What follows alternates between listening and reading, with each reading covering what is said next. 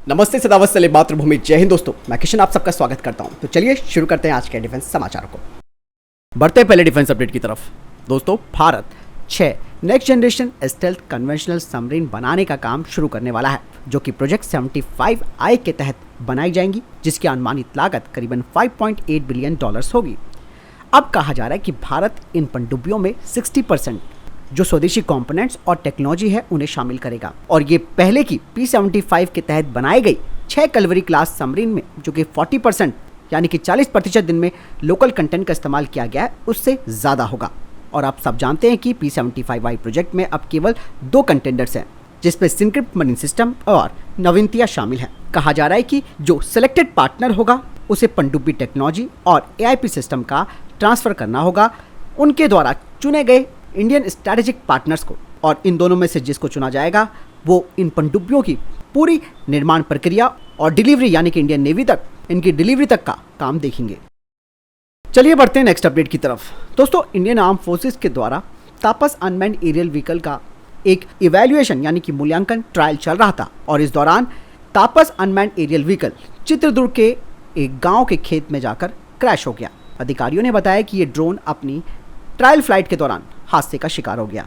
DRDO ने रक्षा मंत्रालय को इस हादसे से जुड़ी जानकारी बताई है, जिसके लिए अब इंक्वायरी की जाएगी कि आखिर ये हादसा हुआ कैसे। यहाँ पे मैं आपको बता दूं कि ये जो तापस अनमैन्ड एरियल व्हीकल था, ये 5 प्रोटोटाइप में से एक है।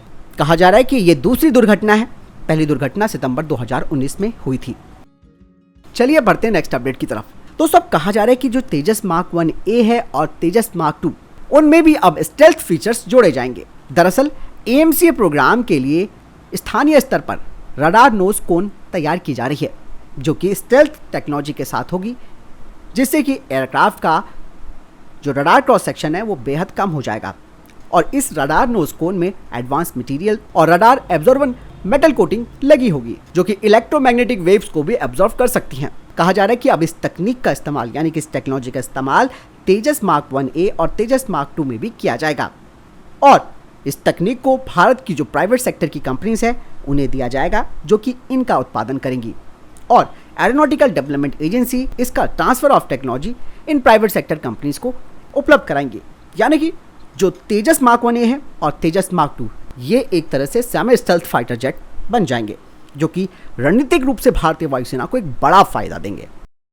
बढ़ते नेक्स्ट अपडेट की तरफ। Advance weapons and equipment India limited ने एक एक्सप्रेशन ऑफ इंटरेस्ट जारी किया है potential long term strategic partners के लिए, जो कि धनुष आधारित 155 mm बटे 52 कैलिबर माउंटेड गन सिस्टम का डिजाइन, डेवलपमेंट, मैन्युफैक्चर और सप्लाई करेंगे भारतीय सेना को, जिसमें निर्यात के अवसर भी शामिल होंगे। आपको मैं बता दूं कि इस वक्त भारतीय सेना को शुरुआती स्तर पर 800 माउंटेड गन सिस्टम की जरूरत है, जो कि उच्च ऊंचाई वाले क्षेत्रों के लिए भारतीय सेना को चाहिए, और भारतीय सेना ATAGS गन माउंटेड सिस्टम और धनुष माउंटेड गन सिस्टम का मूल्यांकन कर रही है। बढ़ते नेक्स्ट अपडेट की तरफ। भारतीय पनडुब्बी INS वागी 20 अगस्त को ऑस्ट्रेलिया पहुंच जाएगी। रक्षा मंत्रालय के अनुसार यह भारतीय नौसेना की 5वीं कलवरी श्रेणी की पनडुब्बी है। मिनिस्ट्री ऑफ डिफेंस की तरफ से कहा गया है कि INS वागी सबमरीन यहाँ के पश्चिमी तट पर रॉयल ऑस्ट्रेलियाई नौसेना की यूनिट के साथ अलग अलग अभ्यासों में भाग लेगी। साथ ही भारतीय नौसेना के जहाज और विमान ऑस्ट्रेलिया के पूर्वी तट पर 11 से 21 अगस्त तक अभ्यास, मालाबार 23 और 22 से 24 अगस्त तक ऑसी इंडेक्स में शामिल है। रक्षा मंत्रालय ने कहा कि विस्तारित रेंज की तैनात की INS पनडुब्बी की ओर से ऑस्ट्रेलिया में पहली तैनात की है, और बेस पोर्ट से लंबे समय तक ऑपरेशन करने के लिए भारतीय नौसेना की क्षमता और पेशेवर कौशल को प्रदर्शित करती है। बढ़ते अगले अपडेट की तरफ। दोस्तों, कल एक दुखद हादसा हो गया था लद्दाख में, जहां भारतीय सेना के 9 जवान वीरगति को प्राप्त हो गए। सेना प्रमुख जनरल मनोज पांडे ने लद्दाख में सेना के एक वाहन के हादसाग्रस्त होने पर शोक संवेदना व्यक्त की है।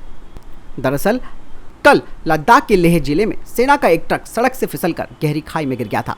सेना का वाहन 60 फीट गहराई में गिरा। इस वाहन में 10 जवान सवार थे। कहा जा रहा है कि सेना के काफिले में 5 गाड़ियां शामिल थी। जान गंवाने वाले नौजवानों में एक जूनियर कमीशन अधिकारी यानी कि JCO भी शामिल था। कहा जा रहा है कि यह हादसा शनिवार की शाम 6:30 बजे तब हुआ जब सैनिक लेह के पास कारू गैरिसन से क्यारी शहर की ओर बढ़ रहे थे। दोस्तों, हम भी प्रार्थना करते हैं कि इन नौजवानों की आत्मा को शांति मिले। बढ़ते नेक्स्ट अपडेट की तरफ। हाल ही में भारतीय वायुसेना के S-400 एयर डिफेंस सिस्टम की कुछ तस्वीरें सोशल मीडिया पर दिखाई गई हैं, जिसमें देखा जा रहा है कि S-400 प्रणाली को एक विशिष्ट 4 ट्यूब कैनिस्टर प्रणाली से लैस किया गया है, जो कि 51 P-6A ट्रांसपोर्ट इरेक्टर लॉन्चर के साथ है, जो कि 400 किलोमीटर रेंज की 40 N6E मिसाइल के साथ साथ क्वाड पैक में 120 किलोमीटर रेंज वाली 9M96E2 मिसाइलों को ले जाने के लिए डिजाइन किया गया है। इंडियन एयरफोर्स ने अपने S-400 सिस्टम के लिए सीमित संख्या में इंटरसेप्टर मिसाइलें खरीदी हैं, जिसमें कि 400 किलोमीटर रेंज वाली 40 N6E मिसाइल और 120 किलोमीटर रेंज वाली 9M96E2 मिसाइल शामिल है। इन मिसाइलों को अलग अलग प्रकार के हमलों का मुकाबला करने के लिए, या फिर आप ये समझ सकते हैं कि अलग अलग प्रकार के हवाई खतरों को रोकने और बेअसर करने के लिए डिजाइन किया गया है। हालांकि ये तस्वीरें कहां से आई हैं S-400 की, ये नहीं पता चल रहा, लेकिन ऐसा कहा जा रहा है कि इसे भारत के नॉर्थ ईस्ट सेक्टर में तैनात किया गया है और विशेष रूप से चिकन नेक कॉरिडोर के पास इसे तैनात किया गया है, जो कि काफी रणनीतिक महत्व रखता है। और S-400 प्रणाली की इस क्षेत्र में तैनात की भारत की रक्षा स्थिति को मजबूत करने के लिए एक महत्वपूर्ण कदम भी बनाती है।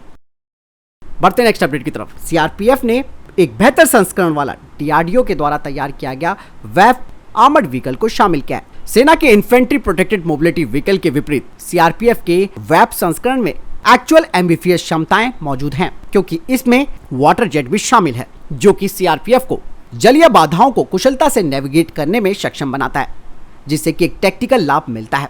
और ये जो वेब संस्करण है वो CRPF को क्षेत्र में दलदलों, झीलों और लैगून से घुसपैठ को रोकने में मदद करेगा, जो कि घुसपैठ के मुख्य केंद्र माने जाते हैं। चलिए बढ़ते नेक्स्ट अपडेट की तरफ, जो कि चंद्रयान 3 को लेकर आ रही है। चंद्रयान 3 मिशन का लैंडर मॉड्यूल विक्रम लैंडर अब ये डिब्यूटिंग से, यानी कि धीमी करने की प्रक्रिया से गुजरते हुए चंद्रमा के और करीब आ गया है। विक्रम लैंडर और रोवर प्रज्ञान की 23 अगस्त की शाम को चंद्रमा की सतह पर पहुंचने की उम्मीद बताई गई है। इसरो ने कहा कि चंद्रयान 3 23 अगस्त 2023 को लगभग शाम 6:04 पर चंद्रमा पर उतरने के लिए तैयार है।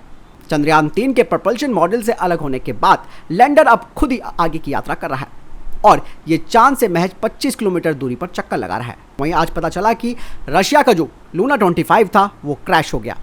दरअसल लूना 25 प्री लैंडिंग कक्षा में प्रवेश करने की कोशिश करने में विफल हो गया।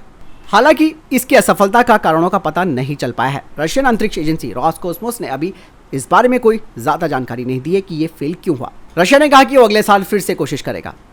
रॉसकोस्मोस की तरफ से कहा गया है कि प्री लैंडिंग ऑपरेशन के दौरान ऑटोनॉमस स्टेशन पर एक असामान्य स्थिति उत्पन्न हुई। हालांकि उनकी टीम अब विश्लेषण कर रही है कि आखिर ये दुर्घटना कैसे हुई। आपको बता दें कि लूना 25 ने 21 अगस्त को चंद्रमा की सतह पर सॉफ्ट लैंडिंग करनी थी, लेकिन रशिया ऐसा नहीं कर पाया।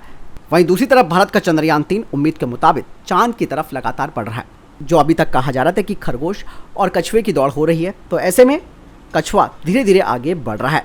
लेकिन अंतरिक्ष की स्थितियों का दोस्तों कुछ कहा नहीं जा सकता, स्पष्ट कुछ नहीं होता। हम रशिया के मिशन के बारे में कुछ नहीं कहेंगे, भले ही उन्होंने जल्दबाजी में किया, लेकिन हम भी चाहते थे कि रशिया का भी मिशन सफल हो जाए।